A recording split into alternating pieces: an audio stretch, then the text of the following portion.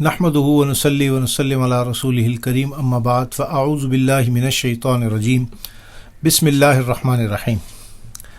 آج کا ہمارا موضوع جو ہے وہ مسلمانوں کی سائنس جو گمشدہ میراث ہے، the lost heritage of the Muslim science, اس کے حوالے سے ہے۔ بہت ہی مختصر طور پہ آپ کے سامنے ایک اجمالاً ایک خاکہ پیش کروں گا کہ what was the glorious history of the Muslims regarding the discoveries, regarding the scientific revolution in the whole world۔ آج جو دنیا یہ سمجھتی ہے اور تمام تر ممالک میں نئی نسل کو جو پڑھایا جا رہا ہے، اسپیشلی مسلمس کو، کہ سائنس کی تمام تر ترقی اور جتنی اس میں تجربات ہوئے، جتنی ایجادات ہوئیں، ڈسکوریز، اس کا صحرا جو ہے وہ غیر مسلم کے سر جاتا ہے اور ہماری نسل کو یہی پڑھایا جا رہا ہے۔ لہٰذا تاریخ اس سے مختلف ہے اور آج اسی تاریخ کا ایک ہلکا سا عکس امیج میں آپ کے سامنے پیش کروں گا تاکہ ہماری نئی نسل، اسپیشلی جو ینگ جنریشن ہے، اس کو پتہ چلے کہ دا lost heritage of the Muslim, the science and the research, it was their basic course of life and they devoted a lot in this field and they discovered a lot and they did the huge research in the history۔ تو لہٰذا آج کا جو ہمارا موضوع ہے وہ science is the lost treasure and the heritage of the Muslim۔ Science امت مسلمہ کی گمشدہ میراث۔ اس میں میرے پاس صرف 14 پوائنٹس ہیں جو مختصراً آپ کے سامنے پیش کرنے ہیں۔ بنیادی نکات یہ ہے کہ سائنسی طریقوں کی بنیاد کن اصولوں پر رکھی گئی اور کس نے رکھی۔ پھر علم حیاتیات یعنی بایولوجی کا سب سے پہلا سائنسدان کون تھا۔ اس کے بعد مادے کی جو 3 اسٹیٹس ہمیں بتائی جاتی ہیں، سب سے پہلے یہ نظریہ اور یہ درجہ بندی کس نے کی۔ علم بصریات یعنی آپٹکس کے موجد کون ہیں۔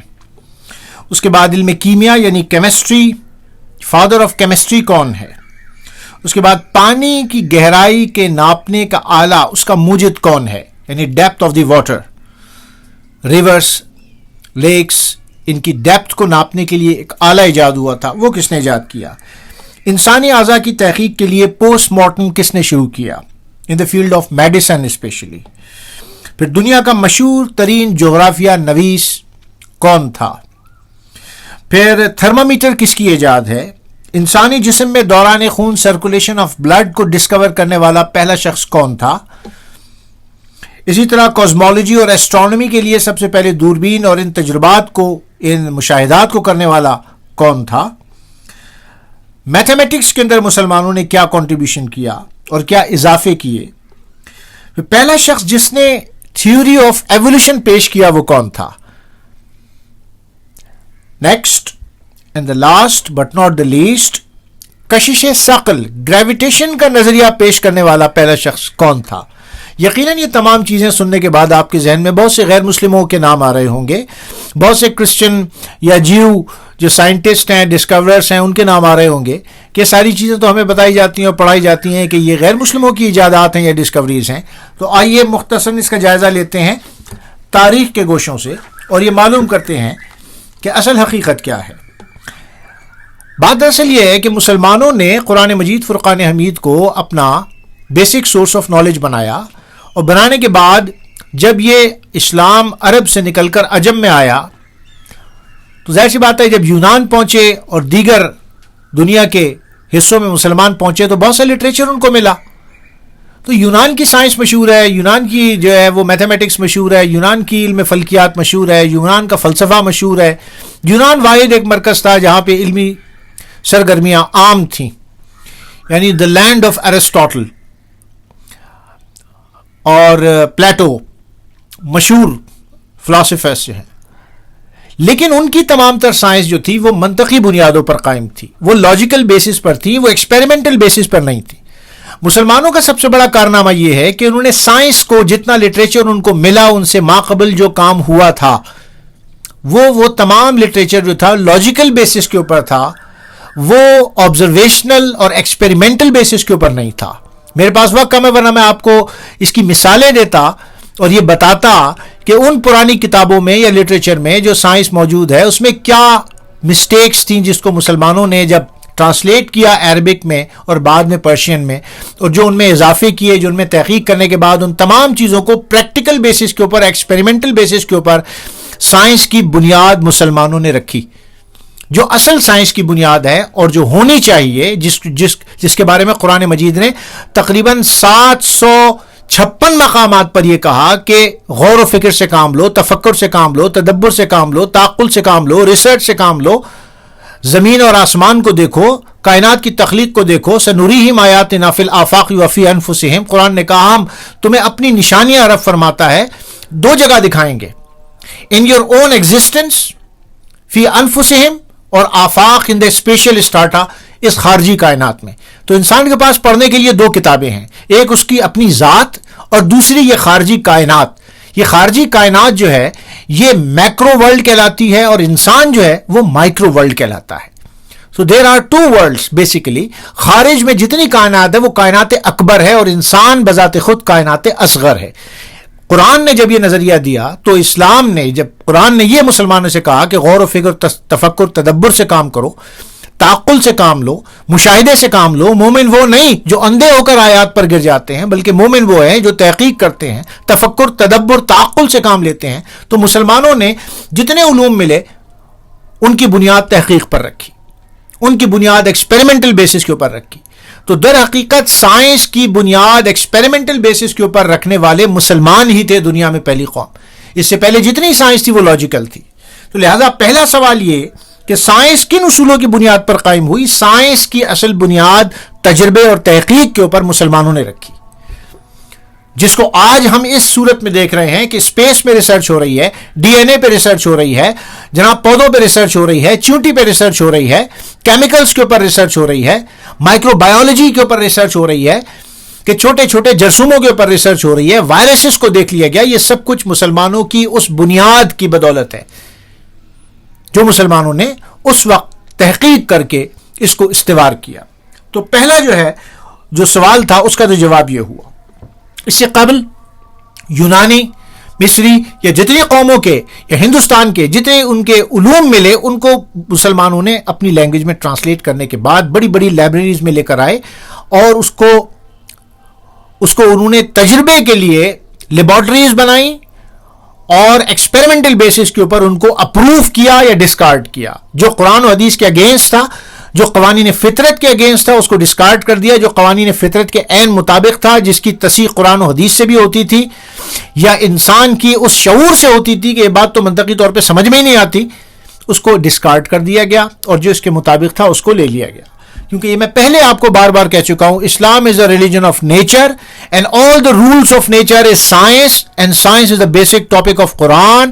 دا Quran is a book of science, the Quran is a book of life, the Quran is a book of universe, the Quran is a book of everything. قد تبین الرشد من الغی فمن شاء فلیکفر فمن شاء فلیؤمن۔ ہر دونوں راہوں کو اللہ نے واضح کر دیا ہے، کلیریفائڈ کر دیا ہے انسان کے لیے۔ جو صحیح بات ہے اس کو ایکسیپٹ کر لو، جو غلط بات ہے اس کو ڈسکارڈ کر دو۔ یہ قرآن نے فلسفہ دیا۔ اب دوسری بات کہ سب سے پہلا مسلمان سائنسدان وہ کون تھا؟ سب سے پہلے تاریخ کا مسلمان سائنسدان جو تھا وہ عبد الملک الاسمعی تھے۔ ان کی پیدائش 739 عیسوی میں ہوئی۔ علم الحیاتیات کے بانی کہا جاتا ہے، بایولوجی کا ان کو بانی کہا جاتا ہے، دا فادر آف بایولوجی کہا جاتا ہے۔ بایولوجی کے محقق تھے۔ بایولوجی کی ابتدائی تحقیقات جتنی ہوئی ہیں وہ اس مسلم سائنٹسٹ نے اس کی بنیاد رکھی۔ مسلمانوں کو جو سائنٹسٹ ہیں ان کو بیسیکلی ہم 2 اسٹیجز میں اکارڈنگ ٹو دا ہسٹری تقسیم کر سکتے ہیں۔ یعنی پہلا دور جو ہے وہ 600 عیسوی سے لے کے 1000 عیسوی تک، اور دوسرا دور جو شروع ہوتا ہے وہ 1000 عیسوی سے لے کر 1500 عیسوی تک۔ اب رینیسانس آف دا یورپ جو ہوا وہ 16ویں 17ویں صدی میں جا کے ہوا کہیں، یعنی اب سے کہیں 300 سال پہلے صرف، جبکہ مسلمانوں کی تحقیق 7ویں صدی عیسوی سے شروع ہو گئی تھی۔ اور جس وقت یورپ جو ہے اور پورا غیر مسلم جو ممالک تھے وہ جہالت کے اندھیرے میں، ان دا ڈارکنس میں وہ ڈوبے ہوئے تھے، اس وقت مسلمان اپنی عروج پر تھے، اپنی ترقی کے عروج پر تھے، اوج کمال تک پہنچے ہوئے تھے۔ اور اس کی بات صرف میں نہیں کرتا، بلکہ رابرٹ برفال کو پڑھیں، ٹوائن بی کو پڑھیں، جان ولیم ڈریپر کو پڑھیں، ایچ آر گب کو پڑھیں، جارج سارٹن کو پڑھیں، ان کے اپنے مورخ اس بات کی تصدیق کرتے ہیں. تو پہلا مسلم سائنٹسٹ عبد الملک الاسمعی جو 739 ہجری میں پیدا ہوئے اور 821 میں ان کا انتقال ہوا، ہی از اے فادر آف بایولوجی اس کو کہا جاتا ہے. ابو الموسیٰ جعفر بن حیان جو یورپ میں کیمیا کے بابائے آدم سمجھے جاتے ہیں، ان کو فادر آف کیمسٹری بھی کہا جاتا ہے. جابر بن حیان پہلا شخص تھا جس نے مادے کی 3 حالتوں کا ذکر کیا. ہمیں یہ تو بتایا جاتا ہے کہ matter is divided into 3 states, categorized into 3 states, solid, liquid and gas. یہ نہیں بتایا جاتا کہ سب سے پہلے مادے پر تحقیق کر کے یہ نظریہ کس نے پیش کیا. یہ نظریہ پیش کرنے والے جو تھے وہ جابر بن حیان تھے. جوہری نظریے کو جدید استوار پر انہوں نے پیش کیا اور اس پر تحقیق کو دنیا کے سامنے لائے، جس پر آج ایٹامک انرجی نے دنیا میں انقلاب برپا کر کے رکھ دیا ہے. جتنی ایٹامک انرجی ہے اس کی بنیاد جو تھی، یعنی جوہری نظریے کو جدید بنیادوں پر استوار کرنے والے جو تھے وہ جابر بن حیان تھے، مسلم سائنٹسٹ. پھر بات آتی ہے یعقوب الاسحاق الکندی کی، عظیم سائنسدان. آپٹکس میں یہ آپٹکس کے موجد ہیں، علم بصریات کے موجد ہیں.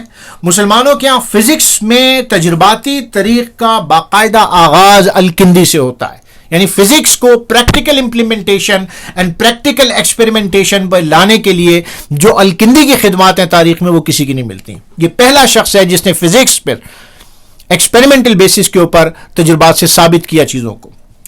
جارج سارٹن نے الکندی کو علم سائنس کا، صرف فزکس کا نہیں، علم سائنس کا بانی تسلیم کیا ہے جارج سارٹن نے.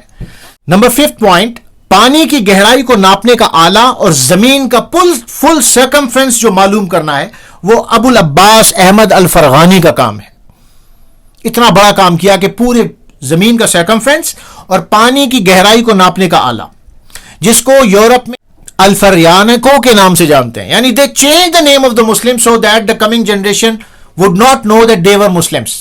یعنی ابن رشد کو ایوروس کر دیا، ابن سینا کو ایویسینا کر دیا، اسی طریقہ سے ابن عربی کو اس کا نام چینج کر دیا، اس طرح ابو العباس احمد الفرغانی کو الفریقانوس کر دیا، تاکہ آنے والی نسلیں یہ نہ جان سکیں کہ یہ مسلمان تھے، بلکہ ان کے ناموں کو چینج کر کے تاریخ میں پیش کیا گیا اور آج نوجوانوں کے سامنے پیش کیا جاتا ہے سلیبس میں، so that they could not know that they were the Muslim inventors اور دا مسلم سائنٹسٹ.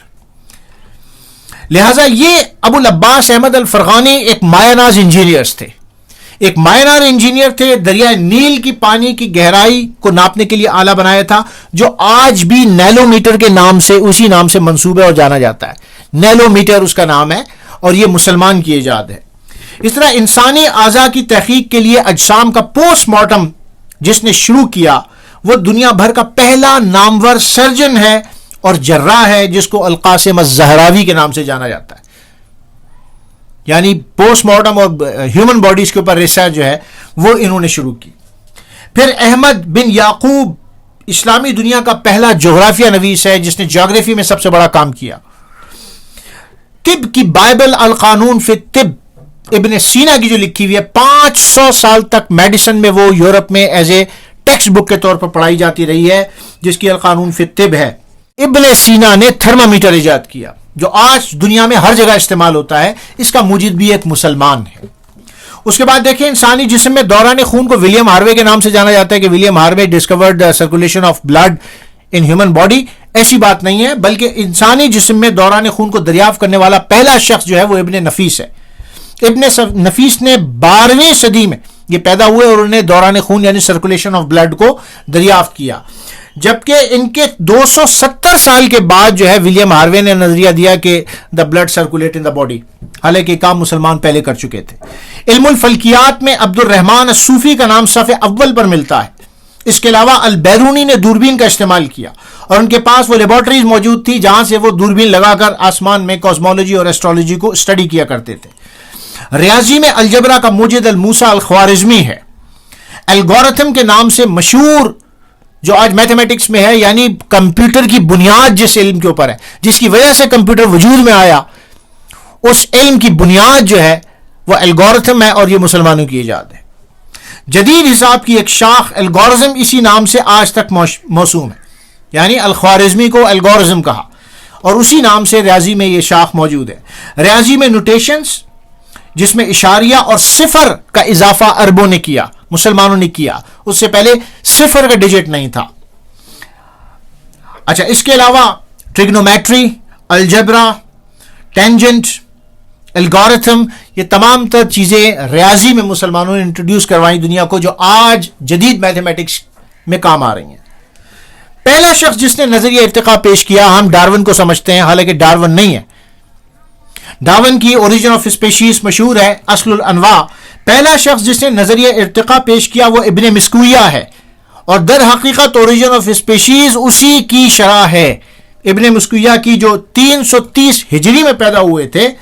اصل الانواع حقیقت میں ابن مسکویہ کی نظریات اور تصورات کی تشریح ہے، لیکن ہمارے یہاں یہ نہیں بتایا جاتا۔ اب آئیے گریویٹیشن کے اوپر، کشش ثقل کا نظریہ کہا جاتا ہے نیوٹن نے پیش کیا ہے، حالانکہ ایسا نہیں ہے۔ کشش ثقل کا نظریہ سب سے پہلے پیش کرنے والا نیوٹن نہیں تھا، بلکہ ابو ریحان البیرونی تھے۔ گریٹ فیمس مسلم سائنٹسٹ البیرونی نے اپنی کتاب میں آثار الباقیہ من قرون الخالیہ میں کشش ثقل کے نظریے کو پیش کیا، جو 973 عیسوی میں پیدا ہوئے، اور یہ نظریہ بہت بعد میں جا کے کہیں بتایا گیا کہ جناب یہ تو ایک غیر مسلم نے پیش کیا ہے۔ اس طرح آپ دیکھیں جہاز کا نظریہ، ہوا میں اڑنے کا نظریہ جو پیش کیا وہ ابو الفرناس نے پیش کیا، حالانکہ رائٹ بردرز کو کہا جاتا ہے، انہوں نے ضرور ایک جہاز بنایا، کوشش کی، اڑانے کی کوشش کی، لیکن the first concept to fly in the air, ابو الفرناس، انہوں نے یہ تجربہ بھی کیا اور انہوں نے جہاز کا نقشہ بھی بنایا۔ سب سے پہلے خود کوشش کی، پر لگا کے زخمی بھی ہوئے، پھر بعد میں انہوں نے ایک نقشہ بھی بنایا اور کہا کہ اس طریقے کا اگر جدید کوئی چیز بنا دی جائے تو ہوا میں اڑنا ممکن ہو جائے گا۔ تو لہٰذا ایسے ہمیں مسلم سائنٹسٹ کثرت سے ملتے ہیں۔ میں نے آپ کو انتہائی مختصر طور پہ بتایا کہ وہ چیزیں جس کے بارے میں تصور کیا جاتا ہے کہ جناب یہ ساری یورپ نے یا امریکہ نے ایجاد کی ہیں، سائنس کی تمام تر ترقیات کا سہرا اور ریسرچز کا سہرا ان کے سر جاتا ہے، ایسا نہیں ہے، بلکہ تاریخ کی جو میں نے آپ کو کتابیں بتائی ہیں جو ان کے غیر مسلم کی لکھی ہوئی ہیں، بڑے بڑے ہسٹورینز کی، آپ وہ پڑھیں۔ Making of humanity Robert Briffault ہے، conflict between religion and science John William Draper ہے، ایچ آر گب ہے، تاریخ عرب ہے۔ یہ کتابیں اگر آپ اٹھا کے دیکھیں اور پڑھیں تو واضح طور پر اس میں آپ کو ملے گا۔ ٹوائن بھی جیسا مورخ لکھتا ہے کہ مسلمانوں نے جو سائنس کی بنیاد رکھی، اگر وہ نہ رکھتے تو سائنس اور انسانیت ترقی کی اس معراج پہ جس پہ آج ہم دیکھتے ہیں وہاں نہیں پہنچ سکتی تھی، اس کو پہنچنے میں مزید شاید ہزاروں سال لگ جاتے۔ تو ضرورت اس بات کی ہے کہ ہم اپنی نوجوان نسل کو تاریخ بتائیں، اس ویڈیو کو زیادہ سے زیادہ آپ ان نوجوانوں تک پہنچائیں جن کو یہ معلومات نہیں ہے، تاکہ ان کے ذہن کھلیں اور ہم اپنی تاریخ پر فخر کر سکیں، because history is just like a memory and without memory man is nothing. اللہ تبارک و تعالیٰ سے دعا ہے جو کچھ کہا گیا اس کو آگے تک صحیح طور پہ پہنچائیں گے، اور انشاءاللہ ایسی ویڈیوز لے کے آپ کے سامنے حاضر ہوتے رہیں گے۔ وآخر دعوانا ان